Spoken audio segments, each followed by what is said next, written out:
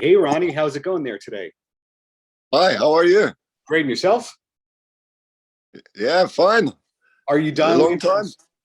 studio, or is that an old thing? No, I'm still doing studio. I'm at studio, yeah.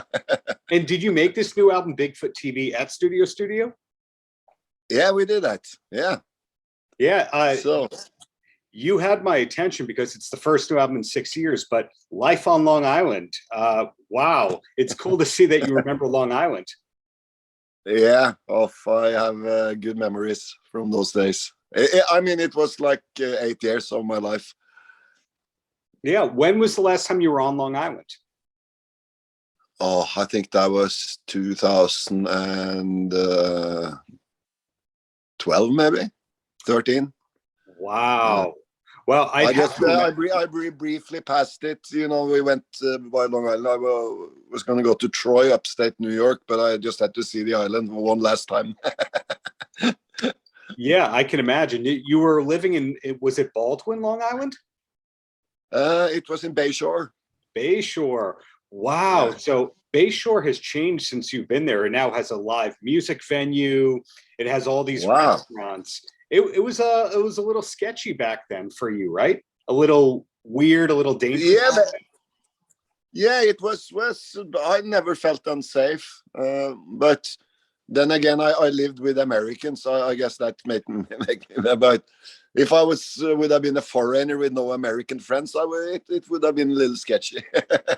Yeah. In fact, I'm thinking about it. Bayshore back then had that rock venue called Sundance where Guns N' Roses played. Did you go to Sundance?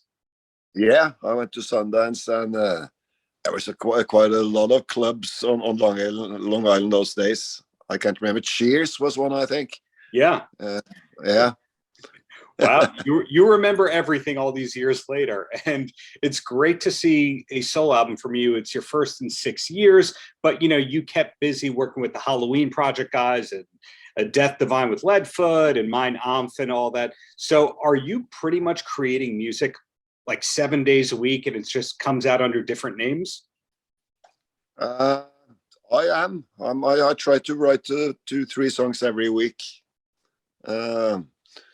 Just to keep. I'm at the age now, so it's to be on the focus. That's the thing to in order to create at all. Yeah, it's great to see that because you're not just the guy from TNT. You have all these different projects going on at the same time. So there's a chance a lot of the TNT fans don't know how prolific you've been over the years. I think a lot of them don't know it, but they can check out some of my solo works. They might like some of it, and I think definitely this last one, the TNT fans may like. I don't know, but I don't make these albums to please necessarily the fans. It's kind of more of an outlet for ideas that I can't use in TNT or that are I'm a more psychedelic person than than the TNT material. So that's true. TNT did a few albums like Transistor and Firefly, which were not so glam. They were heavier. They showed a different direction. Is that naturally the style that you write in? I think as the years have gone by, I'm more into kind of the power pop, the pop psychedelic thing, and that's always been close to my heart. Like bands like Queen, City Boy. Melodic yet intellectual kind of rock in a way. Yeah, I remember hearing that on the Kingdom of Norway song and album, where I hadn't really seen that side of you that liked the power pop and the Queen so much. Were those your earliest influences, or did you evolve musically into loving the power pop? I think looking back, I think I fell in love with the Beatles, the first time I heard them, and I was like a small kid. Then later, at the age of 12, I was exposed to Frank Marino and the Mahogany Rush, the live album, and I mean that stuff also made a big impact on my style. Yeah, and Joe Walsh. A lot of those weird guitar players influenced me, like Steve Schiltz, Joe Walsh, and also their lifestyles and the kind of personalities were, seem more interesting to me than a lot of, mainstream hard rock people, maybe. That makes a lot of sense to me, that you're into guitar players who are generally can play a lot of notes, but will occasionally do something very poppy. So they're able to be very concise when they want to be. In other words, it's like, I'm going to do 90% for me, and then 10% will throw a hit single out there. Yeah. That makes sense. So were you initially a Van Halen fan? Oh, yeah. I mean, I think the whole world loved the Van Halen, my generation anyway. I remember when the album came out, it didn't come out in Scandinavia until like maybe half a year after America. But a friend of mine brought a copy to Norway because he was on vacation in Los Angeles or something. And that copy that got, that album got copied, my entire town had it in 48 hours. I mean, it was copied into hundreds of copies, right? The original master. Yeah, I mean, the guy changed. I mean, there was no one between Jimi Hendrix and Van Halen, really. So, wow, that's very interesting to hear, because here in the States, Van Halen is like a top 10 all-time big classic rock band. And then the more people I speak with, the more I find out that Van Halen wasn't as big in Europe. Like, they did fine in the UK, but they didn't tour Norway much, right? No, they never toured, but they should have, because they were huge and are huge still in Scandinavia. So maybe bad management. They should have. But I think maybe England, Van Halen didn't hit that, and Germany, but Scandinavia definitely they were like number one. And what about David Lee Roth as a solo artist? I remember seeing a great concert he did in Finland in 1999, but getting to Finland doesn't mean getting to Norway. No, that's quite two different cultures. We don't speak the same language, and I mean, they're like of the Russian type of people, like geographically and stuff. So it's different cultures. Still, we are brothers: Finland, Sweden, Norway, and Denmark, right? So, but David Lee Roth, to me, it was a genius thing with him, because you had this explosive music, and then you had the guys that sounded like Louis Armstrong singing, right? That's a great analysis. That's type of, and it was fucking, and we loved it, all of us. And think about it, that Van Halen brought humor back into rock too. And like the British band, The Darkness did 10 years ago, right? It was time to bring some humor back in. I remember hearing, and correct me if I'm wrong, that you liked The Darkness, but Wigwam was too funny for you. Wigwam is an okay band. I know the guys and everything, but to me that's it's more the same generation. But to me that's like what's that American band called? I think it might started as a parody type of band. Yeah, but they're doing good, man. So yeah, the HBO show Peacemaker revitalized that band. But talking about you, it's always been interesting to me that if you speak to a fan of you, depending on where they are in the world, is what they think of you. For example, in Japan, like, you're the guitar god. In Norway, you're this Hall of Fame musician that puts out music all the time. In the US, it's like, yeah, that guy played a bunch of arenas. I hope he comes back soon. It's different meanings to different territories. Yeah, is that something that you like, that you have this mystique?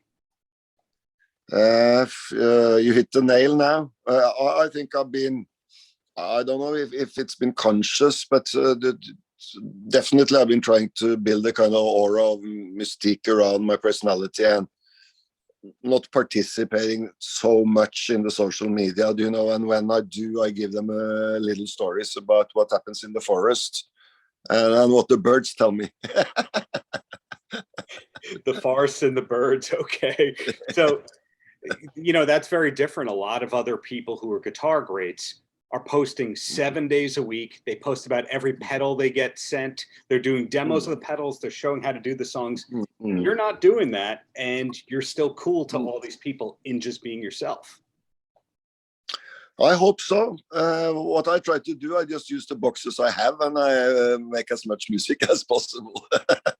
Yeah. So have you started writing the next album after Bigfoot TV? Or is this just such a big process that you're like, I'm cool for a while? Yeah, no, it's strange that you ask, because I just finished a new album with Leadfoot and Ronni Tekrø. We had an album out, I think, last year. So we just recorded the follow-up for that album. So that was 2 weeks of recording. And yeah, it's great for me. He's an American singer-songwriter, Leadfoot. So it's just great for me to have the authentic, you know, I don't have to worry about, you know, language or lyrics or. Well, all the stuff that you've accomplished, is there any kind of an album you haven't yet done, you're still hoping to do? Oh, that would be, you know, an album with Joe Walsh, that I could just play guitar with him for a weekend and record it. That would be the ultimate dream. Or Frank Marino, if one of those guys called me and said, Ronni, can you come and we'll jam for a weekend? And I would do it. Have you ever met Frank Marino or Joe Walsh? Because it's not far-fetched. You were in the same circles a lot of the time in the 80s before Joe went back to the Eagles and became, you know, someone you couldn't talk to. Yeah, I got invited to a show with Joe Walsh in New York once, but I couldn't go because TNT had to rehearse, which is something I'll never forgive them. Well, it happens. It happens. I mean, that maybe if and when you do meet him, that'll be part of the great story. But TNT is not done. TNT will continue. I've started writing new material, and I'm currently having good talks with Tony and the whole band, where, you know, we have a nice communication. And it's been 40 years, you know, so but we're trying to, you know, bring the band back together and hopefully make one last tour of Europe and maybe America. So and Japan? Japan would be great too. I suspect that we would have to go to Japan if we, you know. And I think we might want to end the TNT chapter with, you know, dignity, and do one last tour. Well, my last question for you, because you say so much whether or not you try to. In other words, like, talking to you is like a 40-minute interview with most artists. You kind of get to the point. So that's why you go 15 minutes with Ronni. That gets it done. Thank you, Darren. My last question for you is, we are hungry for TV and new shows to watch and all that. And if you were to ask an American 10 years ago what they're watching on TV, they'd probably only say American shows, maybe one or two British shows. And now we've seen the rise of Korean television, and Lillehammer was a big show here. Produced in Norway. I'm curious if you have a TV recommendation or two, a show that you go, I love this, you should watch this too. Yeah, there's one series coming out, I think, next year, that we did music for actually at the studio, which is called Exit. Coming out 3 seasons, I think, on Netflix, in 2023. I can recommend that. That's about, what should I say, Norwegian jet set, coke, businessman. It's funny and action-packed. Yeah, definitely. It's really raw. Wow. Okay. I'm looking forward to Exit. Well, if I can recap what I've learned, you and the Leadfoot guys, there's going to be more music from there. TNT, we might see more music. You've already started writing beyond Bigfoot TV, but Bigfoot TV is the new album, first in 6 years. We might see you in the US soon, maybe Long Island soon, and things are good for Ronni. It's not looking too bad. So I really hope to come back to America, and the sooner the better. I mean, I don't know why this happened. That I've played maybe 4 or 5 shows in 30 years. I don't know why, but because I played everywhere else. Well, there you go. I hope it does happen. I really thank you for your time. Continue success as wished, and looking forward to whatever's next from you, man. Thank you, Darren. Paltrocast.